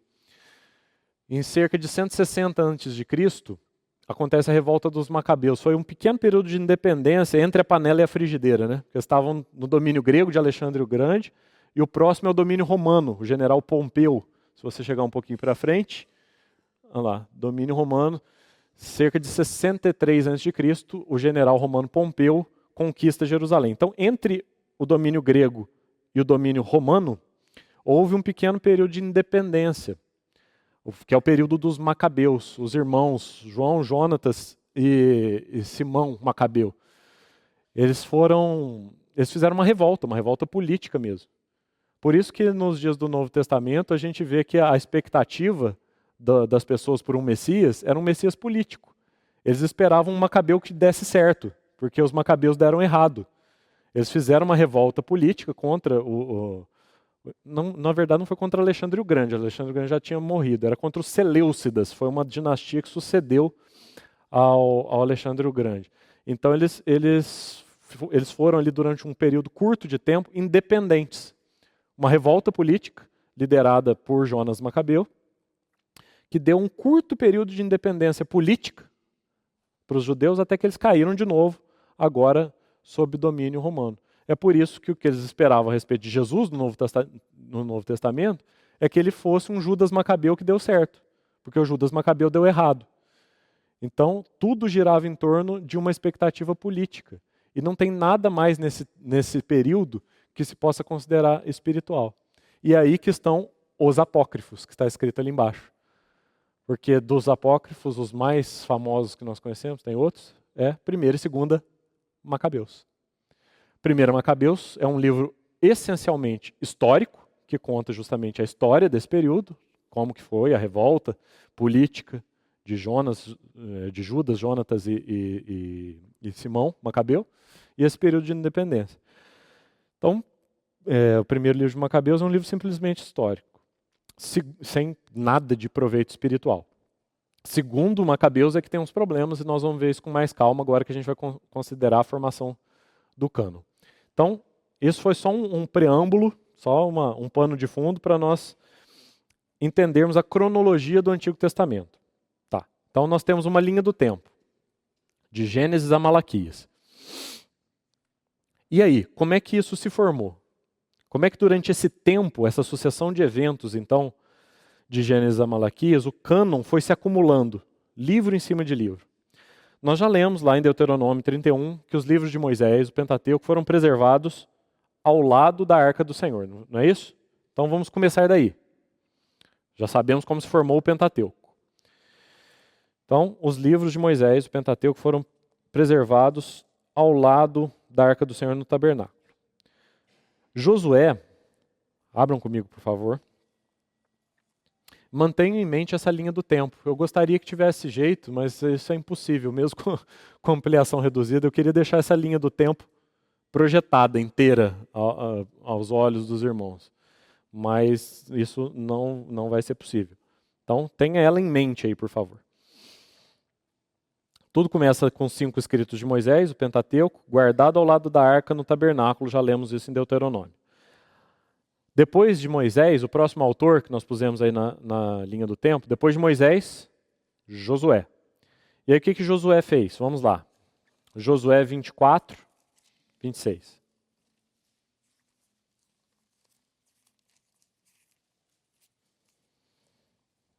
Josué 24,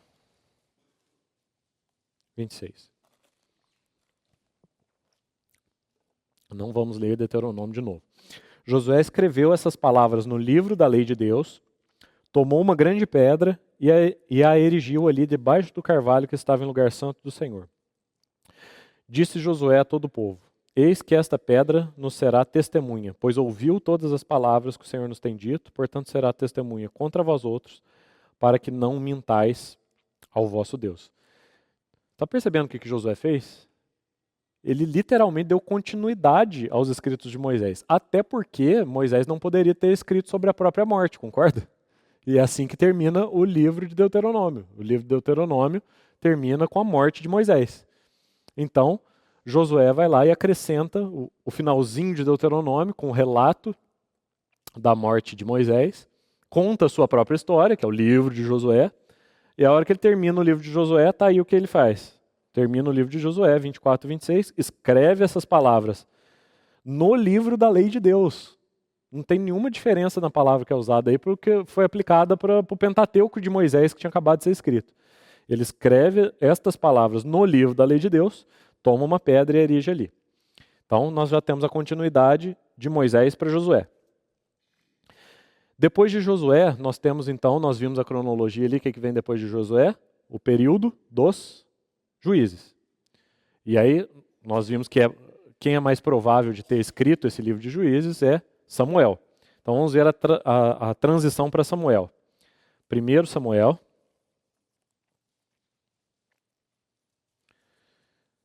Primeiro Samuel,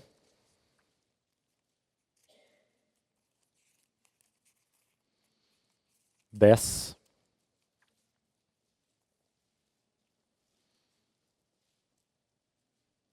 Primeiro Samuel 10, 25.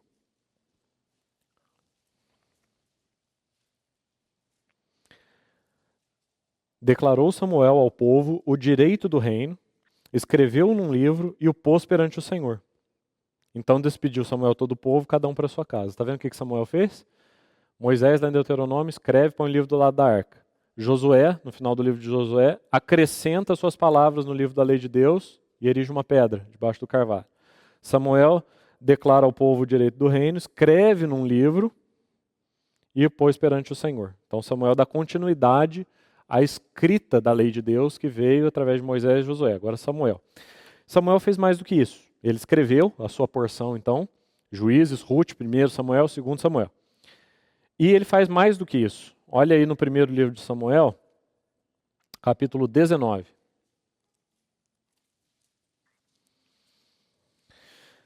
Samuel, além de ter escrito esses 4 livros, ele vai presidir um grupo de profetas. Olha aí, 1 Samuel 19, 20 a 24.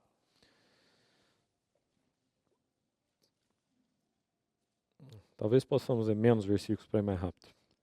20. Então enviou Saul mensageiros para trazerem Davi, os quais viram um grupo de profetas profetizando, onde estava Samuel, que lhes presidia.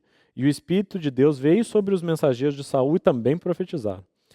Avisado disso, Saul enviou outros mensageiros e também estes profetizaram. Então enviou Saul ainda uns terceiros, os quais também profetizaram. Então, resumo da história, que vai até o versículo 24 aí. Um grupo de profetas presididos por Samuel. O que está acontecendo aqui é que Samuel dá início a uma linhagem, uma longa lista, uma linhagem de profetas. Isso daqui é conhecido como a escola de profetas de Samuel.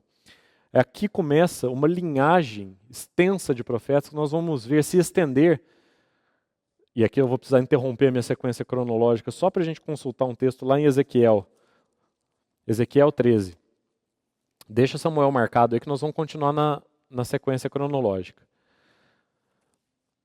Mas leia comigo um texto de Ezequiel 13.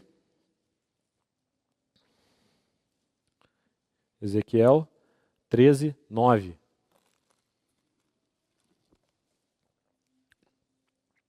O Senhor disse assim: minha mão será contra os profetas que têm visões falsas e que adivinham mentiras. Não estarão no conselho do meu povo, não serão inscritos nos registros da casa de Israel. Você está vendo que existe uma linhagem profética, começa lá em Samuel e se estende até Ezequiel. Você se lembra de onde está Ezequiel na cronologia, né? Lá no cativeiro babilônico. Então, desde aqui de Samuel até lá em Ezequiel, lá na frente, lá no cativeiro babilônico, é dito que há um registro na casa de Israel que registra os profetas. Você está vendo que tudo que eles vieram falando foi sendo registrado, veio sendo escrito? Então, voltemos lá para trás, lá para 1 Samuel, e vamos seguir então essa linhagem, que nós já sabemos que vai desde Samuel até pelo menos Ezequiel, e na verdade até ultrapassa Ezequiel. Então, essa escola de profetas que começa aqui com Samuel, vem uma linhagem de profetas que escreveram a história do período dos reis. Quem foi que escreveu as histórias que estão narradas ali no período de reis? Nós saberemos disso pelos relatos de Esdras em Crônicas. Vamos ao livro das Crônicas, primeiro livro das Crônicas, que também conta as histórias dos reis, né? Reis e Crônicas contam as mesmas histórias. Primeiro Crônicas 29 e 29.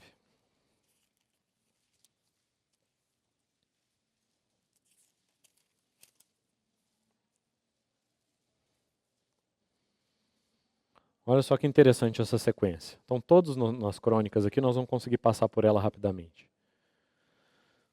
Os atos, pois, do rei Davi, tanto os primeiros como os últimos, eis que estão escritos nas crônicas registrados por Samuel, o vidente, nas crônicas do profeta Natã e nas crônicas de Gade, o vidente.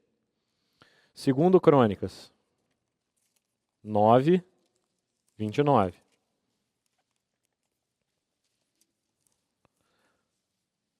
Quanto aos mais atos de Salomão, tanto os primeiros como os últimos, porventura não estão escritos no livro da história de Natã, o profeta, e na profecia de Aías, o silonita, e nas visões de Ido, o vidente, acerca de Jeroboão, filho de Nebate?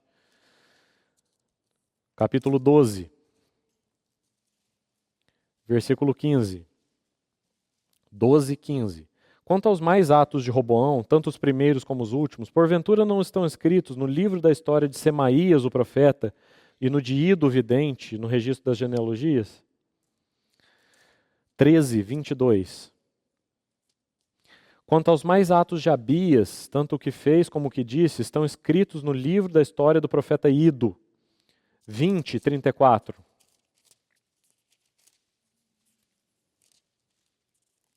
20, 34. Quanto aos mais atos de Josafá, tanto os primeiros como os últimos, eis que estão escritos nas crônicas registradas por Jeú, filho de Anani, que as inseriu na história dos reis de Israel. 32, 32.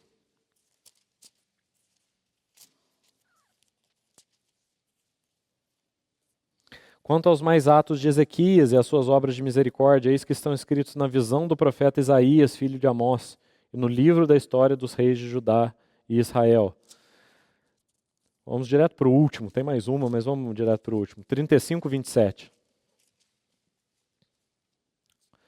E aos mais atos, tanto os primeiros quanto os últimos, eis que estão escritos no livro da história dos reis de Israel e de Judá. Então você está vendo quem escreveu a história dos reis? Os profetas. Mas não diretamente, até porque você não tem o livro de Ido, né? E nem esses outros livros que foram citados aí por esses profetas são chamados de profetas orais. Diz assim que os demais atos, ou seja, que demais? Os que não estão narrados aqui, nem no Reis, nem no Crônicas. Os demais atos do rei fulano de tal estão escritos no livro do profeta fulano de tal, certo? Então, possivelmente, não quero ser dogmático aqui, mas possivelmente quem compilou essas histórias, Crônicas nós sabemos, foi Esdras. As histórias de Crônicas quem compilou foi Esdras. Esdras fez o quê? Ele está lá depois do exílio babilônico. Ele olhou para trás, para as fontes históricas e compilou a história dos reis de Israel nos seus livros das Crônicas. Mas quem compilou as histórias dos reis no livro de Reis? Possivelmente foi Jeremias, pelas indicações que nós temos do seu secretário particular, o seu escrivão, chamado Baruque. Se você ler o livro de Jeremias, você vai ver quem é o Baruque. Então, possivelmente Jeremias, que é o profeta que não é citado no livro dos reis. Tem um monte de profetas citados aí, Elias e Eliseu, inclusive. Jeremias não é citado no livro dos Reis. Possivelmente Jeremias e o seu escrivão, Baruque, pesquisaram essa história lá nesses livros que você viu aí, de Jeú, de Aías, de Ido.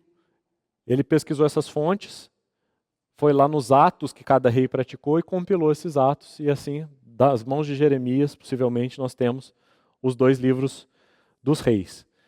E aí depois disso, o que acontece? Crônicas conta então, Reis e Crônicas contam toda a história dos reis de Israel. O que vem depois dos reis?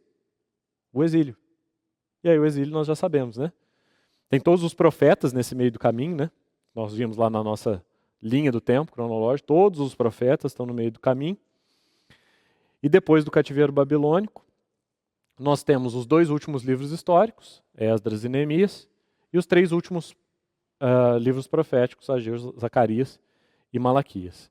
Então, Malaquias encerra a revelação. Está vendo como que cronologicamente, através de Moisés, Josué, Samuel, depois Jeremias, Esdras, todos os profetas e Neemias, terminando com Malaquias, livro após livro, o Senhor foi, ano após ano, século após século, empilhando a sua revelação, até concluir em Malaquias. Essa é a história de como o Senhor desenhou, de como o Senhor compilou, de como o Senhor colecionou cada um desses livros, terminando com Malaquias. Como é que nós sabemos que terminou com Malaquias mesmo? Porque os apócrifos, que são defendidos principalmente pela doutrina católica, eles foram escritos depois de Malaquias, no período intertestamentário. Inclusive os que contam a história anterior, como por exemplo o livro de Tobias. E justamente pelo livro de Tobias ter sido escrito num período muito posterior ao período que ele alega, ele está cheio de incorreções históricas. Então provavelmente o livro de Tobias foi escrito nesse período intertestamentário que nós vimos lá na ordem cronológica. E nós sabemos que os livros que foram escritos nesse período não são livros inspirados, por causa dos 5 princípios que nós colocamos, né? Mas, além dos 5 princípios, eu queria dar 2 testemunhos para os irmãos. O primeiro é de um historiador. Nós já falamos muito dele na reunião passada, o Flávio Josefo.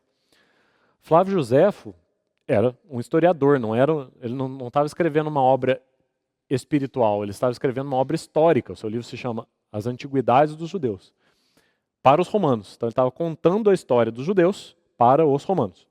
E aí quando ele vai contar a história dos judeus para os romanos, ele diz assim, palavras de José, é muito interessante por causa disso, ele não está escrevendo um livro espiritual, está escrevendo um livro de história, e ele diz assim, desde Artaxerxes, e aí se você for olhar, Artaxerxes está no século 4 a.C., que é exatamente a época de Malaquias, de Neemias e de Malaquias. Desde Artaxerxes, ou seja, a época de Neemias e Malaquias, até a nossa época, José está no século 1, depois de Cristo. Desde Artaxerxes até a nossa época, tudo tem sido registrado. Está aí o livro de Macabeus para provar. Desde Artaxerxes até a nossa época, tudo tem sido registrado. Mas nada foi considerado digno do mesmo crédito das obras do passado, visto que a sucessão exata dos profetas cessou. O que você acha disso num livro de história? Joséfo afirmando que a sucessão dos profetas cessou depois de Malaquias.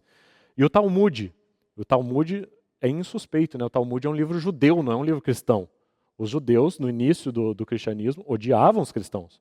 O Talmud, no século I, vai dizer assim, até essa altura, se referindo então à altura ali de Malaquias, o século 4 a.C., até essa altura, os profetas profetizaram mediante o Espírito Santo. A partir dessa época, inclinai os vossos ouvidos e ouvi as palavras dos sábios. Os profetas se calaram. Até Malaquias os profetas falaram. Agora vocês escutem os sábios. Os profetas cessaram com Malaquias. Então, e aqui nós estamos próximos do fim, apesar de nós já termos discutido tudo isso, de que os livros foram escritos e foram aceitos, logo depois de serem escritos, o público que os recebeu os aceitou, os estudiosos que vieram depois passaram a questionar. Não é assim que acontece? Então passaram a questionar a legitimidade desses livros. Então, 4 grupos foram criados. Pode projetar de novo o slide, porque eu acredito que os irmãos vão precisar. Pode passar mais para frente. Aí, ampliei, por favor, para ajudar as anotações aí dos irmãos. Esses nomes são um pouco mais difíceis.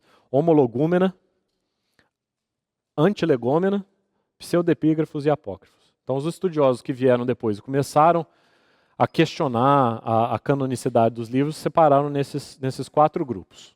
Tá bem projetado aí para os irmãos poderem anotar direitinho. Homologúmena significa falar como um. Falar como um. Ou seja, são os livros que são aceitos por todos, não tem discussão a respeito disso. Eles nunca foram debatidos, nunca houve controvérsia sobre a canonicidade deles. Quem são os homologúmena do Antigo Testamento? 34 dos 39 livros. Veja que coisa interessante. A gente tem a impressão que tudo foi na base da briga e da discussão, né? Mas não, na verdade, é tudo muito pacífico. Os pontos de discussão são muito esporádicos. Então, 34 dos 39 livros do Antigo Testamento são homologúmena, nunca teve discussão. 5 livros são antilegômena. Cantares, vai anotando aí, Cantares, Eclesiastes, Esther, Ezequiel e Provérbios. Antilegômena significa assim, questionados por alguns. Aceitos, sempre fizeram parte do cânon. Tanto é que fazem parte do cânon protestante, evangélico, e do cânon católico, os 39. Né?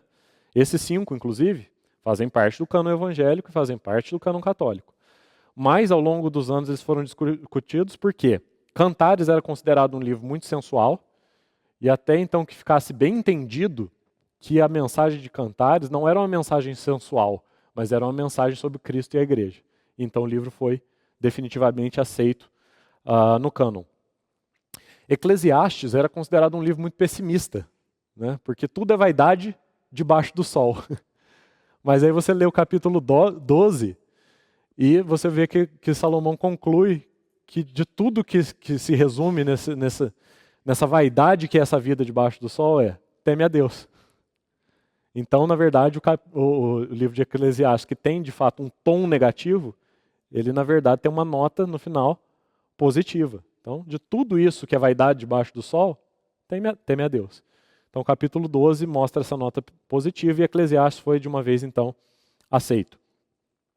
O livro de Esther, eu acho que os irmãos sabem disso também, é um fato interessante, o livro de Esther não traz o nome de Deus.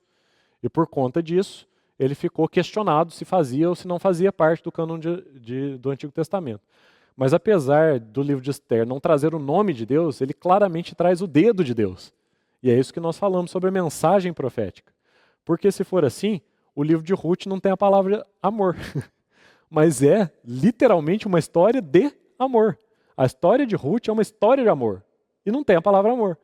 E o livro de Esther é uma história sobre o poder e a preservação de Deus, embora não contenha a palavra Deus. Então, depois que ficou claro e entendido que o poder de Deus e a preservação de Deus estava claramente presente no livro de Esther, ele também foi aceito, reconhecido como cânon.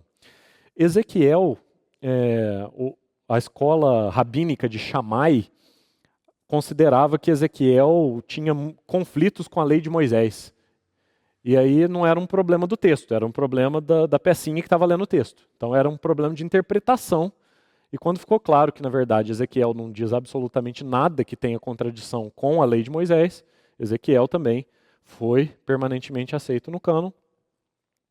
E por último, Provérbios, porque tem alguns provérbios que parecem à primeira vista contraditórios. Por exemplo, tem um provérbio que diz que você deve responder ao tolo e outro que diz que você não deve responder ao tolo.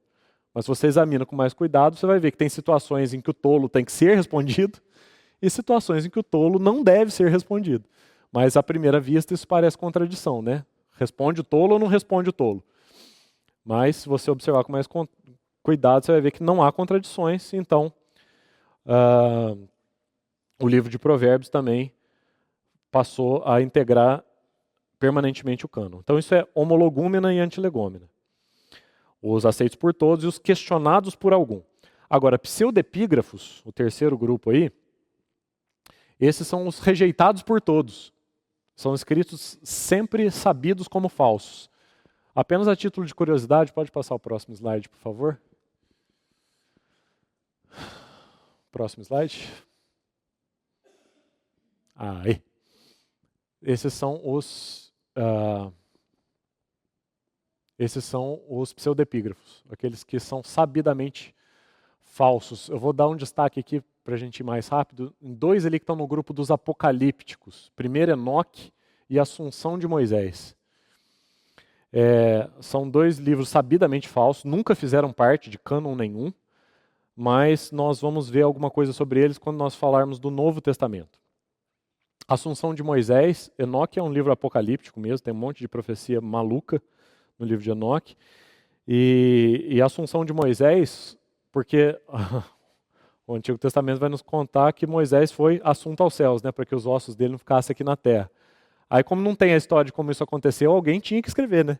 Aí foram lá e inventaram a história de como que Moisés foi assunto, aí tem a Assunção de Moisés. Igual também inventaram no Novo Testamento a Epístola aos Laodicenses, né? Porque Paulo fala aos Colossenses que é para ler a carta de Colossenses em Laodiceia e para ler a dos Laodicenses em Colossenses. Aí não tem essa carta, alguém tinha que inventar. Então esse é um pseudepígrafo do Novo Testamento. Mas destaque para esses dois aí, primeiro Enoque e Assunção de Moisés, pseudepígrafos do Antigo Testamento. Pseudepígrafos sempre foram considerados como falsos. Mas, onde nós vamos gastar um tempinho agora, é no próximo grupo, que é o grupo dos apócrifos. Pseudepígrafo significa isso, escritos falsos. E apócrifos são aqueles que são aceitos por alguns. Então você tem o primeiro grupo, aceitos por todos. Segundo, questionado por alguns. Terceiro, rejeitado por todos. E o quarto, aceito por alguns. Quem são esses alguns? O catolicismo, basicamente. Só. Os anglicanos não aceitam esses livros, os evangélicos, os protestantes em geral não aceitam esses livros. Basicamente, só o catolicismo romano que aceita os apócrifos. Nem todos, quase todos. Próximo slide. Esses são os apócrifos. Nem todos estão com esses nomes. Porque, por exemplo, Bel e o Dragão está ali nos lendários.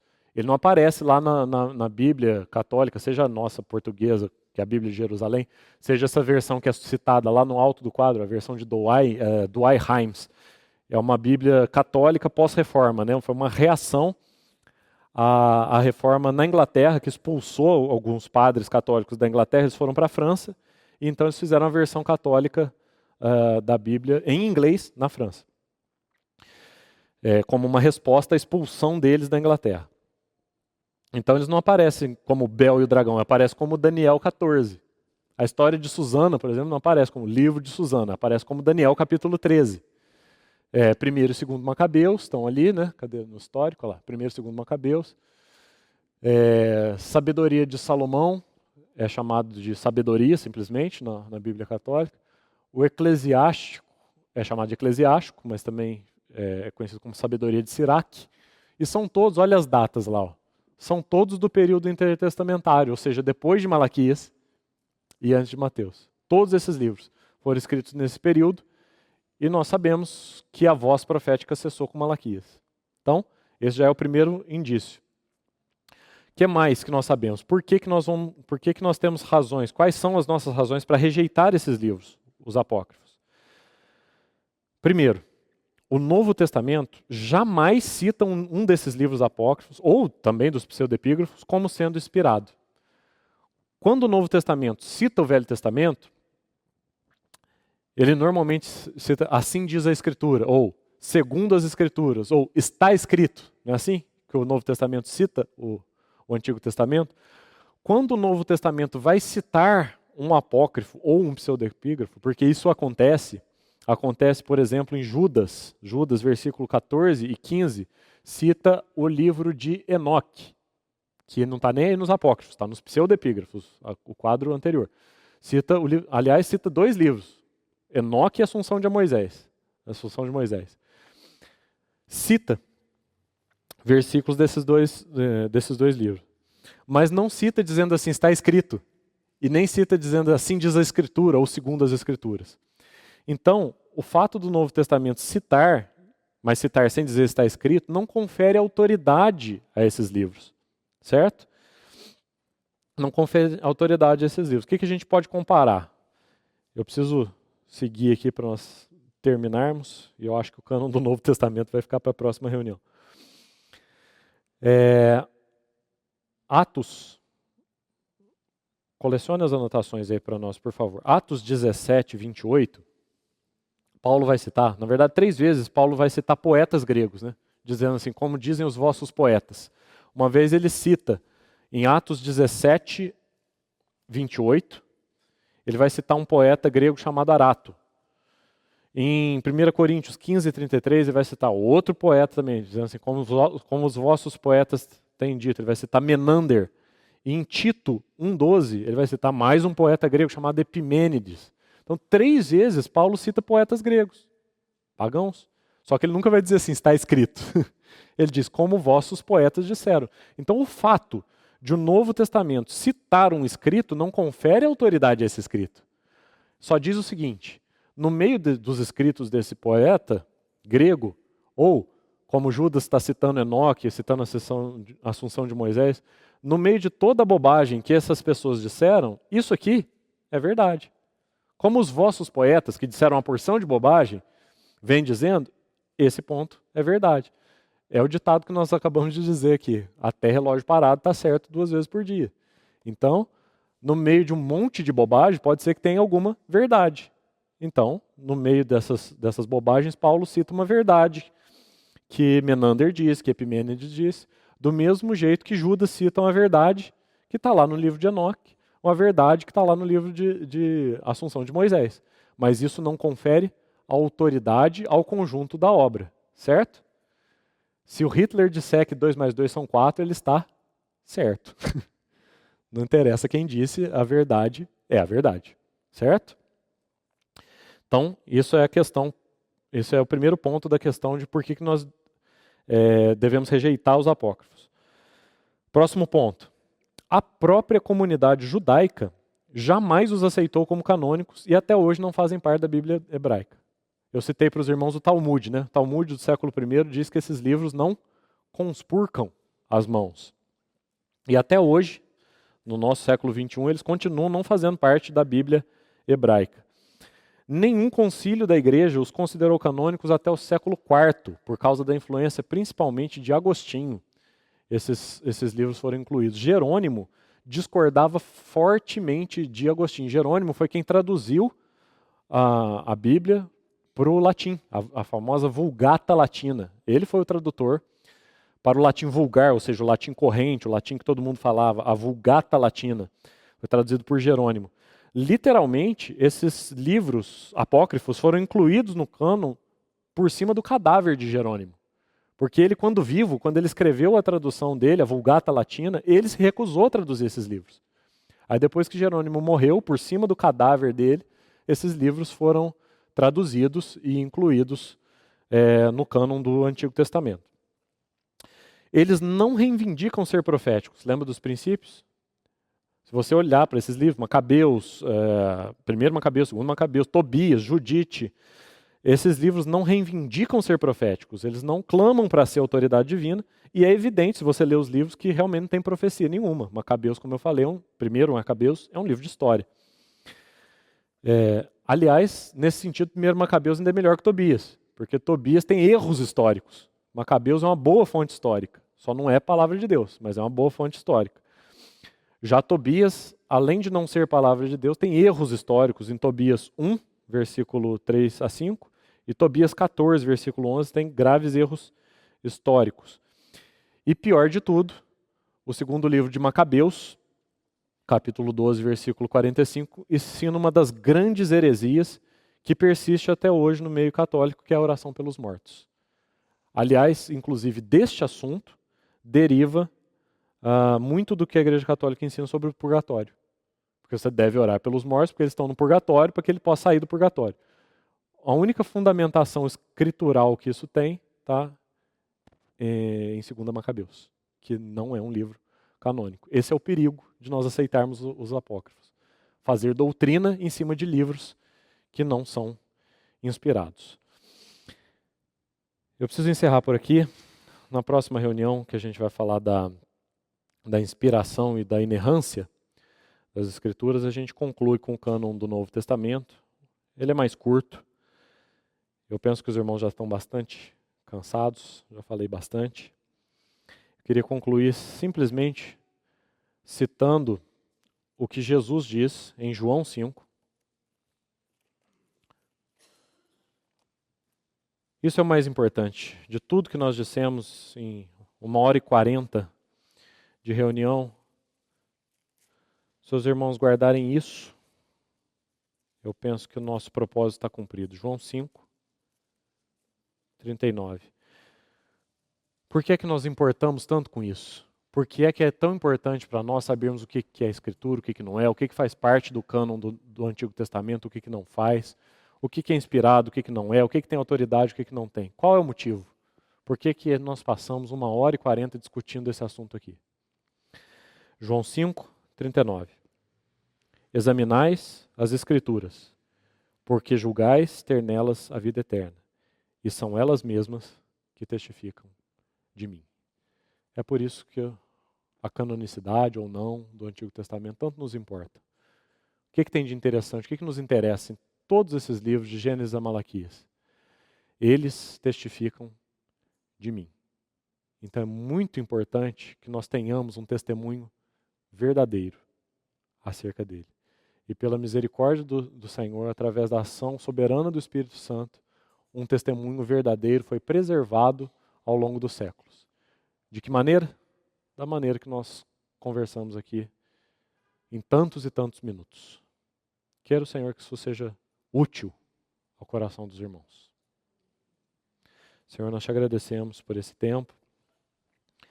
Te pedimos que não sejam apenas informações, Senhor, mas que sejam confirmações da verdade do Senhor plantada nos nossos corações. Que o Senhor, dia após dia, como o Senhor vem fazendo desde os dias do Gênesis, venha confirmando a verdade da Tua palavra em nós. Continua falando, Senhor, porque aqui estão os Teus servos que ouvem. Nós te agradecemos por esse tempo que o Senhor nos deu e o entregamos nas Tuas mãos. Em nome de Jesus.